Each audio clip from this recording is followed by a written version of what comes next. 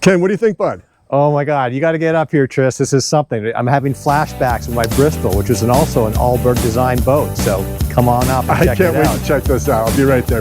Welcome back, Boat Fools Nation. I'm here with Canadian Ken, and we're up in Appleton, Maine, and we're checking out an absolute cult classic today. Yes, it's a 1968 Alberg 30, a very prolific design. These are amazing boats. Can't wait to show it to you. Yeah, an absolute classic, and this one seems to be in really, really nice shape. Right, 12,500? 12,500 for this boat, and it comes with the jack stands, and she could go in the water now by the looks for it, and we can't wait to show you. So come along, we're gonna go take a look. All right, so we're gonna start down here on the ground today because there's a lot to show you. This boat is awesome. First of all, this had a new paint job back in 2005. It's been all gripped and it looks to be in really nice shape. Just needs some soap and water to be ready to go. You've got a nice stainless steel rub rail really on your stem here, which is nice to protect it from dings or scratches when you come into a dock. I think we'll have to do that on ours. I think that would look nice actually and cover up some of the blemishes there, but yeah. This is really great. So you've got a nice full long keel here with a cutaway forefoot. Her draft is only 4 1/4, so you can get into some thin water there. Absolutely. Length overall is just over 30 feet at 30 1/4. Length on water now is just under 22. Beautiful boot stripe, by the way. And the deal with these boats is that when they heel over, it extends the water line and she will go.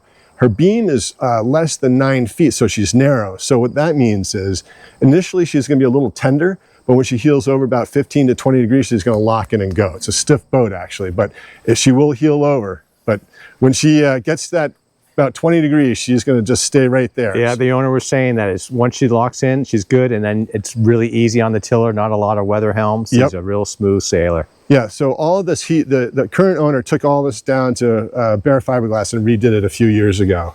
You've got a nice new zinc on here, and the rudder is all in great shape. He had some work done to the shoe down there, so all this is nice and tight. I believe this is also new, but this is nice and tight, two-bladed bronze prop there, all good. So nice little rudder. Yeah. All this is in really, really nice shape. This just needs some soap and water, which is how you treat all grip. You don't want to wax and buff it. Right. Soap and water with a sponge and clean it right off. Yeah, this hasn't been in the water, didn't go in last year. Right, so it's been on the hard for a year now. Nonetheless, it's still ready to go. It could get put right in. Yeah, and here's a look at that nice overhang here. It's just a classic look. And the Alberg 30s, you know, there's a very active community with these online, and not to mention clubs down in the Chesapeake area and up in Toronto. And I think the one in the Chesapeake's over 200 members strong. And a great Facebook presence. I was on there earlier, it's like 1,400 members. HERON is her name, from Spruce Head. That's her hailing port. But the current owner, as we've come to learn from a lot of sellers, is that he's aging out. Yeah. And he just needs to find a good home for this boat. Now, what's the keel, he said? It's it's a good point, Ken. It's encapsulated iron. Okay. So no keel bolts to worry about. This is all fiberglass, and the iron is on the inside, encapsulated. Yep. And if it's anything like the Bristol, the fiberglass is very rugged, very thick. And because it was sort of early on when they were first doing the fiberglass. That's exactly right. So Alberg designed the Pearson Triton, which was first constructed in 1958, and that started the fiberglass craze. And the layups on those boats were very thick fiberglass. So this thing is a tank, and she was built in 1968. Solid as they come. The decks are cored, but that's typical of most boats. But really just a beautiful look to this boat. A little harder to see with the light this way, but definitely it's been nicely maintained over the years. Yeah. I agree. Nice, looks like dark blue cove stripe, and then your boot stripe down here to match. And all that looks, honestly, just put some soap and water to it and you're good to go. Yeah. But I love classic look, right? It's just such a classic look. Classic look. And more than 700 of these were made. This was Carl Alberg's probably his most successful design. Right. So, really spectacular. And still very popular. And I just love this nice spoon bow here. She's a pretty boat. And you were saying there's sort of two big communities, one down you mentioned in the Chesapeake and the other one's up I think it's Toronto on the Great Lakes. On the Great Lakes, yeah. And they race them because they're one designs. And so They're so identical from the beginning of their production in 62 or 65 to 80 something. Right. It's 25 years. It was Right. one of the longest production runs of any boat ever. Now, but to beat it, there's only one that I know of, which is the Hinckley Bermuda 40. And its production run was from 1959 to 1991. 32 years. 32 years, but they only produced like half as many boats. I think you're right, Ken. It was like they produced like 200 and something of them. Yep. I just got hit in the face with a bug, and over 700 of these, and the hulls remain the same. So you can race the earlier models versus the later models. It's great. Unbelievable. All right, we should check up on deck. Let's go up on deck. Let's check it out. I love this boat. All right, so here we are in the cockpit, a very spacious cockpit with nice hide combings here. You can see that. Tiller right where you want it. Perfect. And that feels nice and tight, right? When you go back. Yeah, nice and tight. Yeah. Got the perfect. controls right here for the gear for reverse. This sits right up like that. You got the Traveler here. It's a Harkin Traveler system, I believe, we got going on here. Yep. Then we got plenty of space. Got a little rear lazarette here. Plenty of room in the fantail there. We just basically has an extra anchor there. And life jackets and pumps, so that's nice. All the bright work looks nice too. Yeah, I guess all that had been replaced. So all that you're seeing here is replaced wood, and it's been varnished, and it looks like it's been kept up pretty nicely. And I think it's mahogany, and I think this is teak inlay, and then you've got mahogany for the combing boards, but it's all beautiful. Right. You've got two interesting. So these are obviously new self-tailing winches here. That's so primaries. The primaries, so that's going to be a primary. It takes a specific winch handle. Then you've got two in the back here. Obviously, one is probably for the furling jib, but there's also spinnakers here. So you've got a different type of handle there. So those are the ones that you had on Beagle. Bristol 27. Yeah. Those are cool. We got a gusher pump right here. So that's right there where you need it. Nice. And then two nice little lockers here on each side. So plenty of room here. Like a battery bank in there. Battery bank in there, and a lot of your running rigging here. On the other side, just more room. And we've got a ladder and some bumpers, so this all comes with. That's looking good. Nice. Yeah. Even a little compass here, just sort of hidden in here. I think that's very cute. I like that. That's really cool. Yeah. Over here, you've got the panel here, sort of the old analog panel. Love it. Which is right there. And then the... it's Beta Marine, so we'll get to that when we get down below. Yeah, it's a fairly new engine. I'm blown away by the bright work on this, Ken. It all looks so nice. A relatively new Garmin that we have here. I believe that's 2001. Yeah, so that's touchscreen. Pretty new. So that's nice, and also folds away nicely. So right where you want it. Slick. Wow. Yeah, very nice. Want to take us up to the bow? Absolutely. This cockpit is actually, when you push that tiller back out of the way, there's tons of room. I think that's the difference between the Bristol I had is the just the overall size. Just getting that extra 3 feet makes a big difference. Yeah. A lot more volume. But these are coated lifelines, but I guess they're fairly new and they look in good shape. But that's always something you got to keep an eye on. Yep. But not I don't too see bad. any rust, but yeah, it looks nice. And then coming up here, you've got your track here for your jib, but you also have an additional one here if you really want to point up a little higher, and then you can clip into that one. Peter says, the owner says that's a great. Yeah, if you're running with a smaller jib like the 110, you can run that on the inside. Nice. And then you got all the chain plates, and these have all been redone. So that's something you're not going to have to worry about. These have been redone, and they're in good shape. So, and according to Peter, the seller, those were done in 2015. 2015. So yeah, that's great. That's really great. That's a huge upgrade, frankly. Plenty of room up here. It's a deck step mast. Yep. So this is obviously a vent pipe for the head. Look at that beautiful hatch cover. I know. I love the little detail here. So you got a little light, and you can get ventilation from that, which is great. Honestly, you don't have to do a thing to this. It's ready to go. And then up here, it's interesting, rather than sort of have the anchor set out there where it's going to jingle and jingle, he just has a couple lines on slip knots. Did you just say jingle and jingle? Jingle and jingle. Okay, that's a technical term, viewers, for when your anchor bounces around and jingles. Yeah. So he just keeps it here. He says just as easy he made a little cradle for it. So it's a 25-pound. Your running lights. Yep, got nice little running lights on each side. So. And there was a separate anchor as well. So okay, back up. Yeah, but these decks are in wonderful shape. Good shape. Yeah, I mean this, like I said, just need a scrub. Needs a little cleaning. That's it.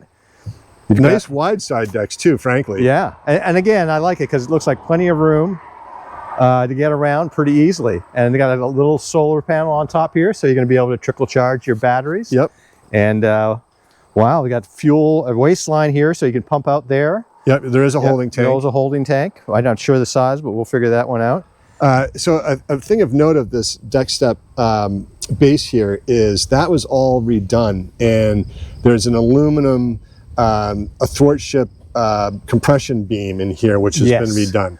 So this boat has had the key upgrades that these Albergs are known to need. They've been done. They've been done, right? Exactly. So the compression beam and the chain plates. So that's key. Keep that mast up. Yep. And these tow rails, the varnish on the tow rails. Yeah. Well, I know the owner is a very talented guy. He's a builder, craftsman. Well, back up a second. So we showed up at this house today. We didn't know this guy. We found the boat on Craigslist. Yep. And we pull into the driveway.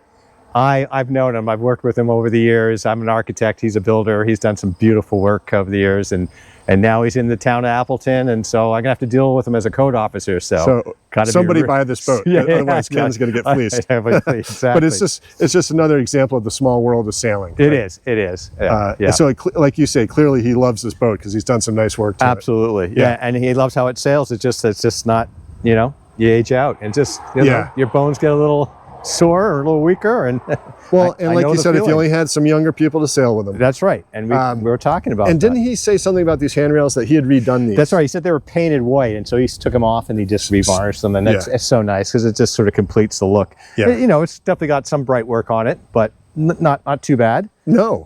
But otherwise, they're such solid boats, and the fiberglass, I mean, they're easy to maintain. I love these type of boats. We've been walking around on these decks, and I don't sense any soft spots. No, not at all. It was shrink wrapped with plastic for the last year, so he just did uncover it for this videotaping. So obviously you're going to get a survey, but all of this looks to be in really nice shape. Just needs some soap and water, and you're good to go. The main sheet here. Yeah. No, that might be for halyards, maybe, because you're traveling. Oh, that's true. Yep. So maybe that's for your Genoa halyard. The Genoa halyard. Yeah. Yep. Perfect. Well, let's check out down below. Excellent. Yeah. All right, Kenneth, lead the way, bud. I'm heading down below, but just so you know, we've taken the steps out here. So the first step's a doozy. It's a big one. So I'm going to have to do like a little spelunking Spider-Man here. Yeah. So, but nicely done. Nicely done. Very athletic move. And I'm coming down. Yeah. All right. So here we are down below. Are you liking it, Tris? I'm loving this, Ken, actually. But if you're liking what you're watching right now, please support us by subscribing, watching the entire video, sharing with your friends, hit the alert bell to be notified when our next video comes out, and spread the good word. We're having a lot of fun. We're trying to get to 30,000 subscribers and keep on going from there. So here we are. We're in the galley, right? A very efficient little setup. There's no pressurized water. It's all by hand pump. And you've got a nice little alcohol stove here. Yeah, those work fine. Those absolutely. Two burners, yeah. Yep.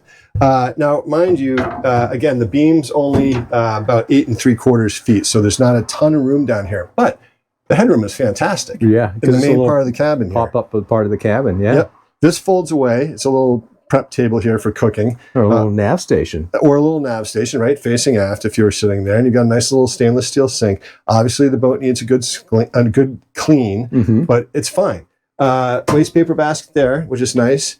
And then on port, we've got your little ice box. And it has 2 separate compartments. Oh, yeah. Plenty of room. Plenty of room down there. Absolutely.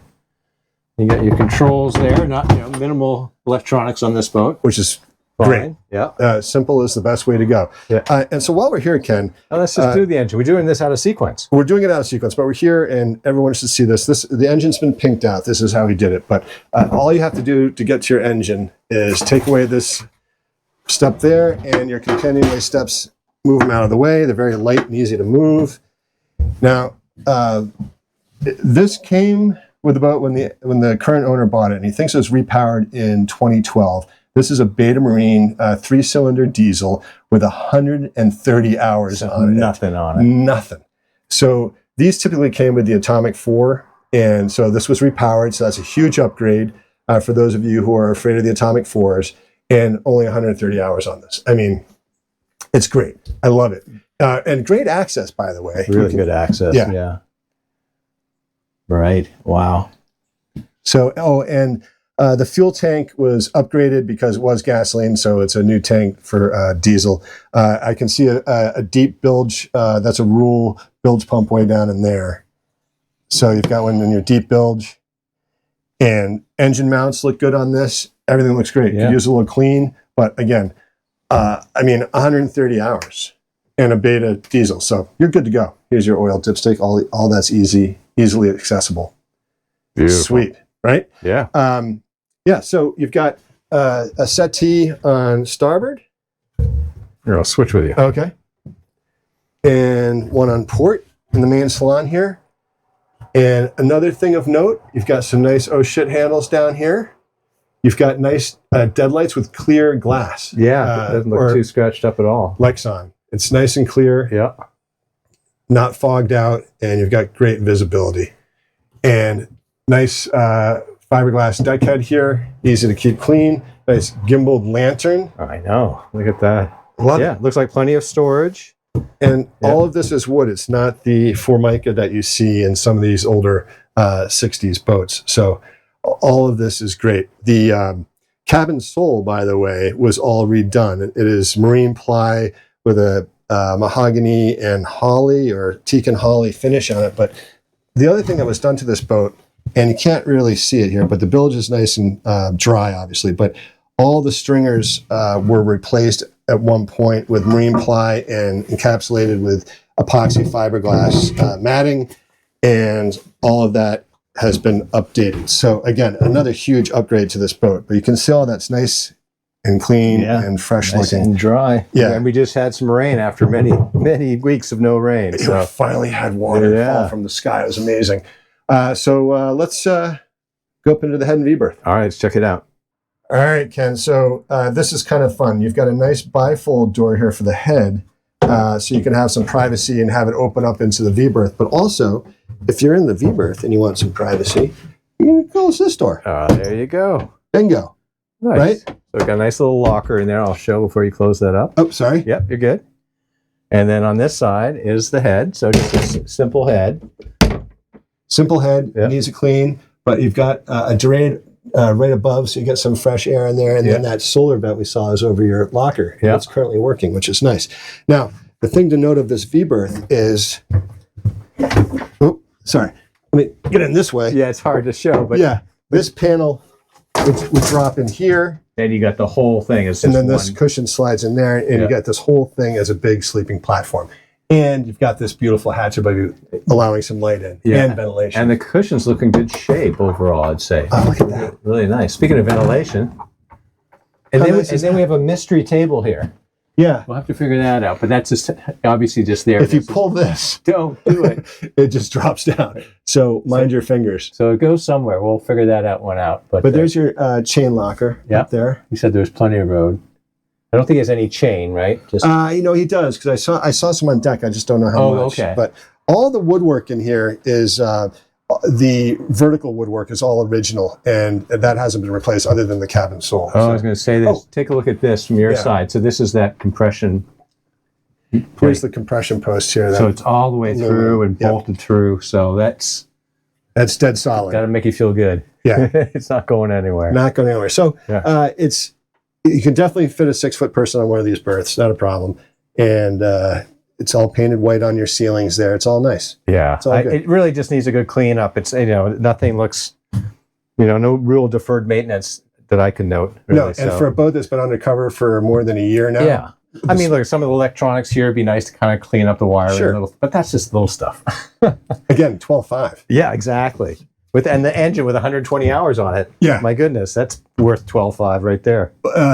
Exactly right. So yeah, I like it. It sets up nicely. I like the extra room this has in the size here. Relative to Beagle? Relative to my old Bristol 27. It just got a little more space in it. Yeah, it really does. A little more comfortable. I like it. All the cushions look to be in really nice shape. Yeah, and there's some extra ones for outside here too. For your cockpit cushions. Cockpit cushions.